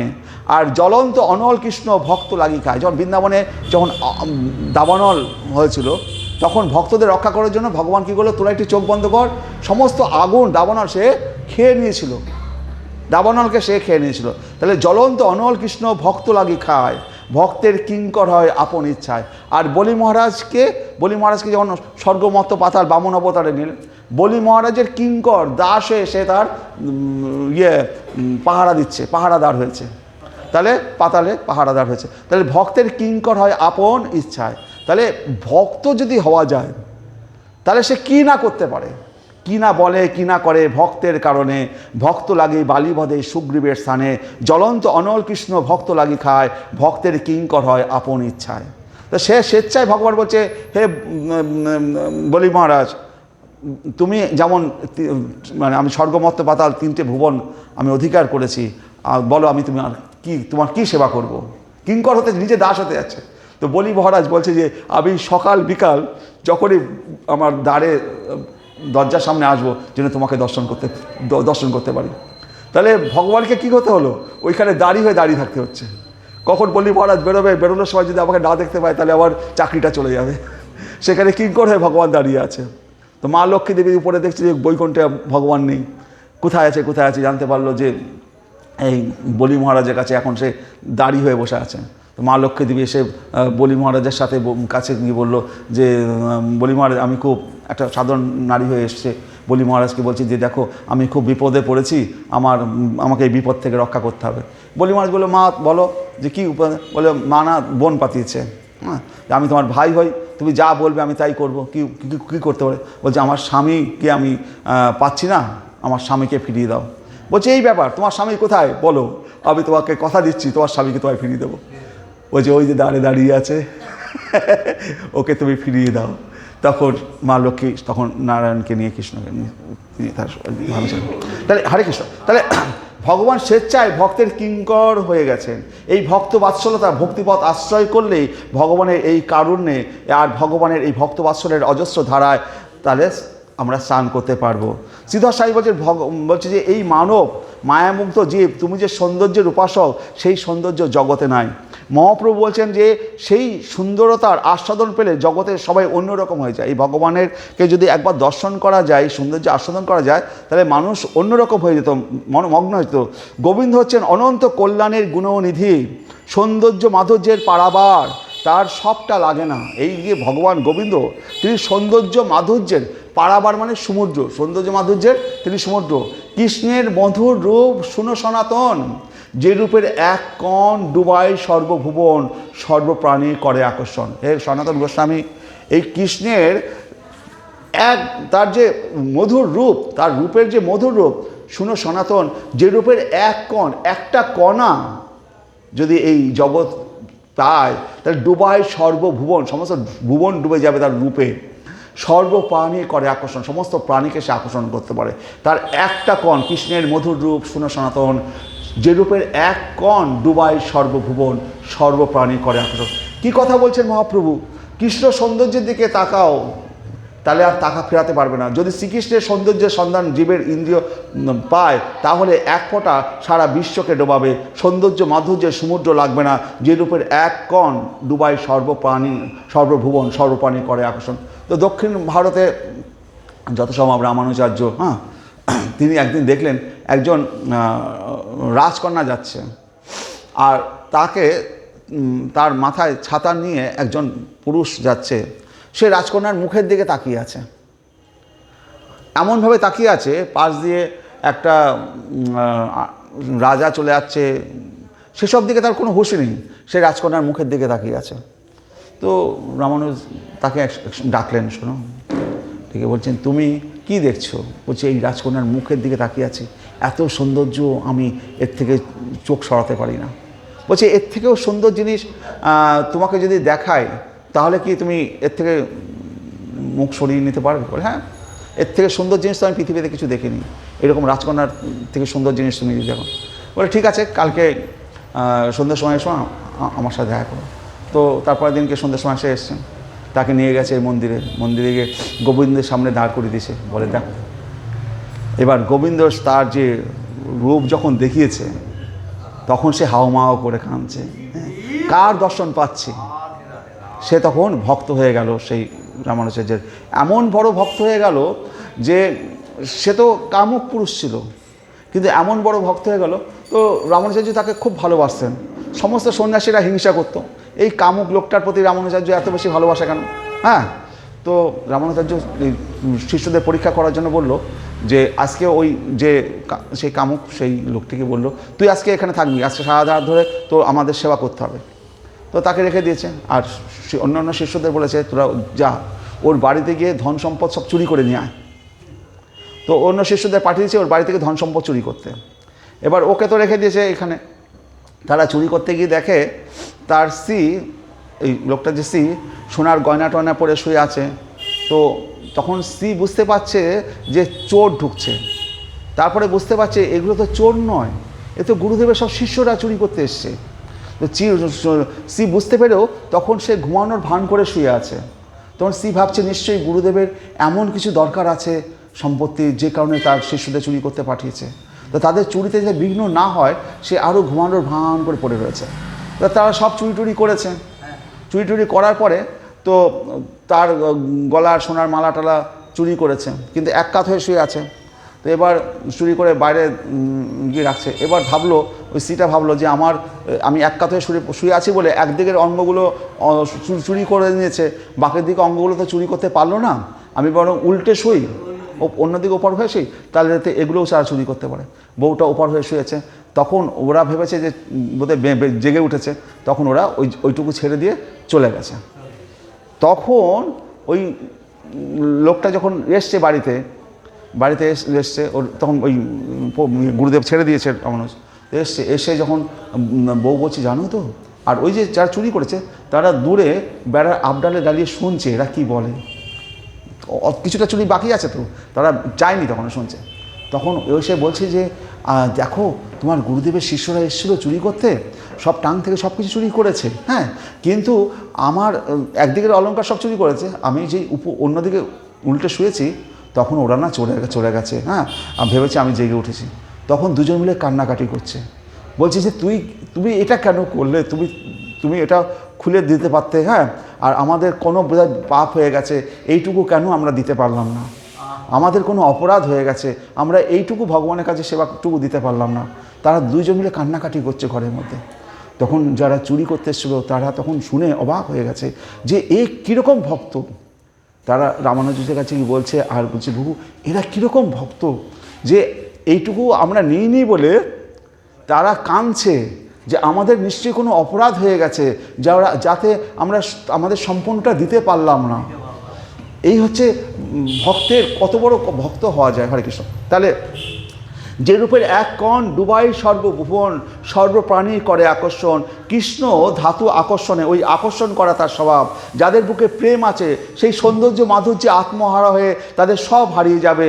আমরা গোপী ভাবের কথা বলছি, সে কত উচ্চ কোটির মহাভাব। পূর্বর আগে একদিন রাধারানী সখীকে ডেকে বলছেন, সখীরে, কৃষ্ণকে একটুখানি দেখেছিলাম, রূপ লাগি আঁকি ছুড়ে গুণে মন ভোর, প্রতি অঙ্গ লাগি প্রতি অঙ্গ কাঁদে মোর। তো এর আগে কখনো এইরকম কথা চৈতন্য চৈতন্যের আগে কেউ বলেনি যে রূপ লাগি আঁকি ঝুড়ে গুণে মন ভোর। রাধারানী বলছে ভগবান শ্রীকৃষ্ণের রূপটা দর্শন করার জন্য তার চোখ লালায়িত হচ্ছে, আর ভগবানের প্রতিটি অঙ্গ এত সুন্দর, সেই প্রতিটি অঙ্গ লাগেই প্রতি অঙ্গ কাঁদে মোর। আমার প্রতিটি অঙ্গ যেন তার স্পর্শ পেতে চায়। তার সৌন্দর্য এমনই, রূপ লাগি আঁখে ঝুড়ে গুণে মন ভোর, প্রতি অঙ্গ লাগি প্রতি অঙ্গ কাঁদে মোর। এর আগে কেউ বলেনি কোনোদিন এই কথা, প্রতি অঙ্গ কাঁদে মোর। চোখ কাঁদে শুনেছি, চোখ দিয়ে জল পড়ে, সে অঙ্গগুলো পর্যন্ত কাঁদছে ভগবানের স্পর্শ পাওয়ার জন্য, প্রতি অঙ্গ কাঁদে মোর। তো এটা আমাদের আস্বাদনের মধ্যে নেই। সেই রূপ মগনা রাধারানী শ্রী গোবিন্দের প্রত্যেকটি ইন্দ্রিয়ের জন্য তার প্রত্যেকটি ইন্দ্রিয় কাঁদছে। আমরা জানি চোখেই কাঁদে, কান কাঁদে, হাত পা কাঁদে, তা তো আমরা কখনো শুনিনি। চোখ কাঁদে, হাত পা কাঁদে, এ কথা শুনিনি। তো এগুলো আমাদের অধিকারও নেই। প্রতি অঙ্গ লাগি প্রতি অঙ্গ কাঁদে মোর, হিয়ার পরশ লাগি হিয়া মোর কাঁদে, পুরাণ পরাণ পুতুলি মোর থির নাহি বাঁধে, দেখিতে যে সুখ উঠে কি বলিব তা, আর দরস পরশ লাগি মোর আওলাইছে গা। বলছে হিয়ার পরশ লাগি হিয়া মোর কাঁদে, পরাণ পুতুলি মোর থির নাহি বাঁধে, দেখিতে যে সুখ উঠে কি বলিব তা, তার দরস পরশ লাগি আওলাইছে গা। তা আওলাইছে মানে একবারে শরীর বমি বমি ভাবের মতো আওলায়, সে এর একটা বমি নয়, তার শরীর আওলাচ্ছে, সে আলুলায়িত হয়ে পড়ছে, সে অবশ হয়ে যাচ্ছে, শরীরটা আওলাচ্ছে। এখানে কৃপা করে যদি কেউ দেন তাহলে যোগ্যতা অযোগ্যতার বিচার করেন কি, যে এই যে মহাপ্রভুর করুণার যে দান সেই চরণেই ফেলে দিয়েছেন। যদিও এটা অনেক উচ্চকোটির জিনিস, আমাদের বুঝবার অধিকার আমাদের সাধারণ মানুষের নেই। যদি ভগবান চৈতন্য মহাপ্রভু কৃপা করে, রাধারানী কৃপা করে যদি আমাদেরকে এইটা দেন, তবেই আমরা এটা পাবো। কি আর কহিব সখী কি আর বলিব, যে কথা ভেবেছি মনে সেই সে করিব। রাধারানী বলছে কি আর কহিব সখী কি আর বলিব, যে কথা ভেবেছি মনে সেই সে করিব। কি কথা ভেবেছেন আমাদের রাধারানী? তার মনে এই রূপের আকর্ষণের সমস্ত কিছু ত্যাগ করে গোবিন্দের পাদপদে জীবনটা তিনি উৎসর্গ করে দেবেন। গুরু গর্বিত মাঝে থাকি সখী সঙ্গে, পুলকে পুরায় হিয়া শ্যাম পর সঙ্গে। বলছে আমি তো গুরুজনদের মধ্যে থাকি, তাদের সাথে থাকার ফলে কী হচ্ছে, তো আমি তাকে দর্শন করতে যেতে পারি না, তো গুরুজনের মধ্যে থাকি। যদি কৃষ্ণ শব্দ কোনো প্রকারে কেউ বলে তার প্রসঙ্গে, তখন দেহটা পুলকিত হয়ে ওঠে। সৌন্দর্যের আকর্ষণে রাধারানী সব কিছু ত্যাগ করে ছুটছেন, সঙ্গে পিছনে সেই সখী মঞ্জরি, তাহলে আর তার ভালোবাসার রঙ্গ দেখতে চাচ্ছেন। মিলিত হলেন শ্যামের সঙ্গে এখন যুগল মাধুরী। মহাপ্রভু বলছেন যে রূপের এক কণ ডুবাই সর্বভুবন, কিন্তু আমাদিগকেও নিয়ে গেলেন এখন আর কৃষ্ণ মাধুরী নয়, এখন আমরা যুগল মাধুরী দেখব। আমরা যুগল উপাসক, একা কৃষ্ণ উপাসক তো নই, আমরা সেই রাধা কৃষ্ণের যুগল উপাসক। তাই যুগল মাধুরী আমরা দর্শন করে আমরা নিজেদেরকে ধন্য মনে করব। হরে কৃষ্ণ কৃষ্ণ কৃষ্ণ হরে হরে, হরে রাম রাম রাম হরে হরে। ওম নমো ভগবতে বাসুদেবায় নমঃ।